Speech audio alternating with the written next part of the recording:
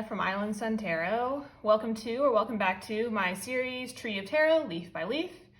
In this video, we're going to be taking a look at the sun. As with my other videos in this series, I have 8 gorgeous examples. We have the Hanson-Roberts, the DruidCraft, Fairy Tarot, Starchild, Shadowscapes, Oak, Ashen, Thorn, Darkness of Light, and the Crow Tarot. So what are some things that we automatically think of when we see the sun card? For me, I really love warmth and vitality. That's just, for whatever reason, that really works for me. Some other things might be abundance, enlightenment, love and joy, devotion, assurance, happiness and satisfaction, contentment, wonder, optimism, eyes opening to the truth, that inner child embodying innocence, shining forth brilliantly, achieving prominence, experiencing joy. So I also love that the sun is tied with, when there was absolute monarchy in France, it was a reference to the king. So the most famous would probably be who? King Louis XIV, the Sun King. But that continued to be a form of referencing the king, and I love that. I think that's a really awesome historical reference. Okay, so let's take a look at the Hanson-Roberts first. This is probably the worst one. Okay, maybe not the worst, but at least this baby is super chunky and really adorable. So we have the baby on the white horse, the sunflowers, smiling sun. Again, I know I've said it before, I really don't like faces in the, moon, sun, star, what have you. But here, the sunflowers are showing happiness, and there's 4 of them, potentially representing each element, fire, air, water, and earth. And then this sun is like radiating. You can see the yellow going into red, and it's just absolutely strong, and it's shedding that positivity down, right? White horse for purity, it's all there. It's beautiful. Very classic. The colors are just so pretty. Sorry, my dog. Then we have the DruidCraft again with the, naked baby on a horse. This one's a little creepier. I kind of like the cheesy smile on the other one a little bit better. And we have the baby on a gorgeous horse, in my opinion. So the guidebook indicates that the horse is representative of a goddess, either Epona or Rhiannon, and I really love that thought. It totally resonates with me.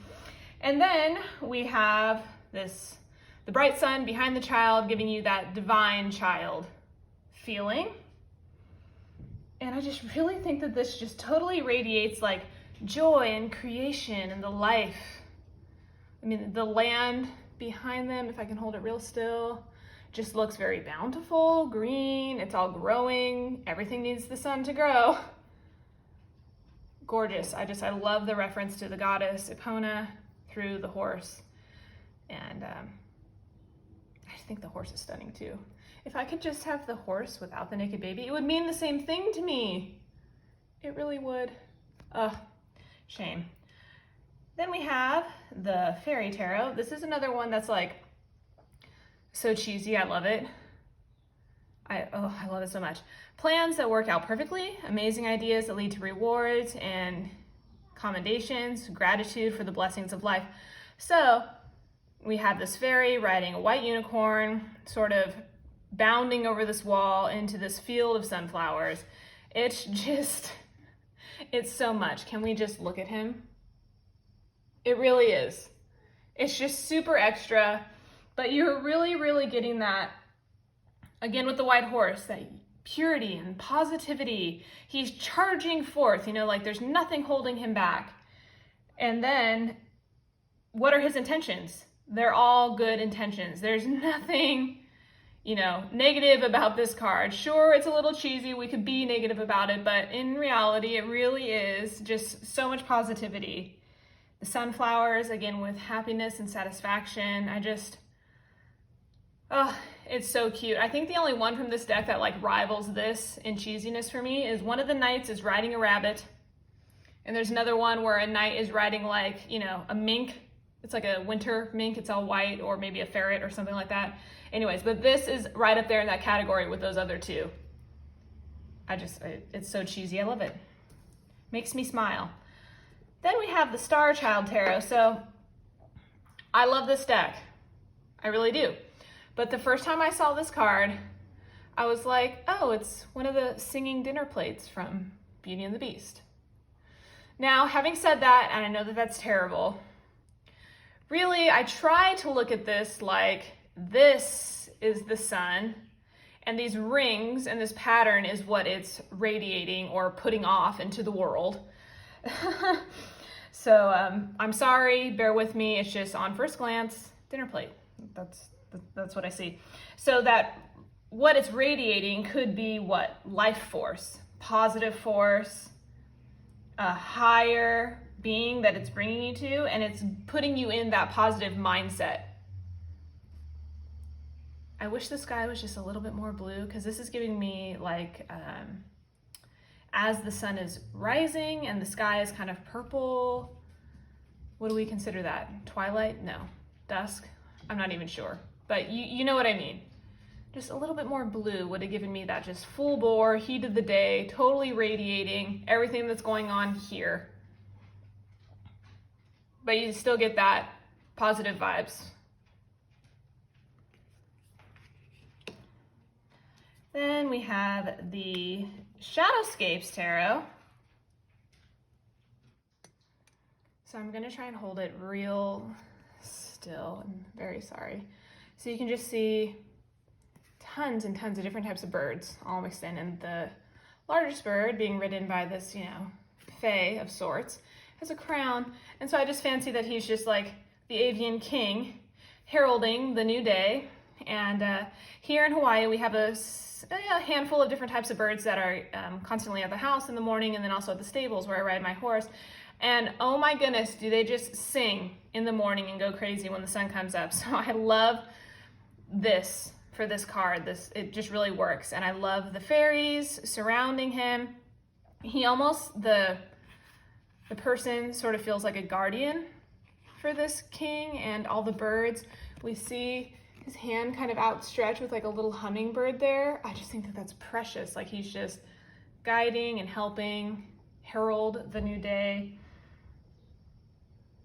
And just the way he's looking up with sort of the little sunbeam around him, and then the giant sunbeam around the sun as it's kind of making these circles and swooping down towards the birds, sort of gives you that, it's like a sense of clarity.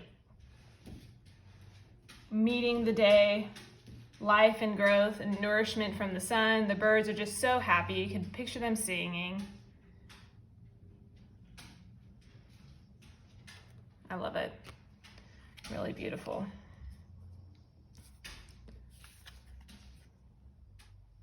Then we have the Oak, Ashen, Thorn Tarot. I really love this. So it's the storm through the night, clouds are breaking, the sun is shining through. We have this lovely bird that to me just looks like, you know, your basic sparrow. And it's been struggling through this rain, holding this flower branch. I'll try and hold it real still. So this really gives me that sense of positivity and hope. The assurance that this bird is going to make it to its destination. Oh, I really love it. There's that sense of warmth and just optimism, purely. Definitely one of my favorites. And I love the contrast here from the dark to light, the beautiful oranges shining through. The colors of the oranges almost highlight the bird match. Very beautiful. Then we have the darkness of light, again with the face, but If we look past that, we see a dog. So I really wanted this series to be something where you didn't have to watch all of them. You could just watch one of them, you know, see some cards, get a little information, and that'd be it. But unfortunately for this one, this corresponds with what we saw on the moon with the scary dog monster Cerberus, which was supposed to be half dog, half wolf. They seem to be kind of like fighting with each other. One was supposed to be tame, one was supposed to be wild. But as we saw in the last video, they both looked a little crazy. So here they're saying that Cerberus from the moon in the darkness is replaced by this loyal companion in the day. This dog is also shown throughout this entire deck. If you have it, you understand what I mean. But this is showing sort of like the positive side and the loyalty that this dog is given the Fool, because we are nearing the end of the Fool's journey, and this was the dog that was with him on that first card. And I just hope springs eternally, standing in a field of grain that's growing beautifully. Sun shining down, we do have a bright spot there. It's still rather gray with very little touches of like green here and there. And the lightest gold through the grass. Some of the cards from this deck through the suits are very brightly colored. Mostly the majors are more with the, you know, black, white, and gray tones. I just wish there would have been just a little bit more color for this one, just a little bit, kind of like the minors. But otherwise, it's a lovely card, and I do love how the dog shows up in this deck.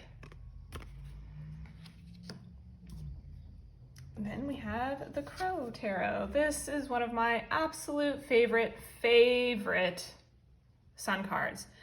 So just like we've seen some of the other ones, we have the horse, the white horse for purity, the sunflowers that bring happiness. This crow has the wings uplifted, red ribbon in its mouth. Gorgeous sun. I love the style of the sun so much. But with the wings uplifted on the crow, I just have that feeling like a sense of freedom, and almost like the Fool standing on the edge of the cliff. You know, they've got that red ribbon or scarf sort of blowing in the wind, but the horse is there assuring them that everything is stable. Everything is well and happy. There's no need to worry, right? And I really just feel like this, besides the sense of like freedom with the wings outstretched, almost like it's basking in the warmth and heat and radiance from the sun. And oh, it's everything. That's what I need in a sun card. Sunflowers, a white horse, and the sun. The crow just is the cherry on top for me in this. So there you have it, everyone. 8 stunning examples of the sun card. And I would love to see in the comments below any of your favorite sun cards, why it's your favorite, what deck it's from. I love looking those up. And I really hope you enjoyed this. I will see you in the next one. Bye.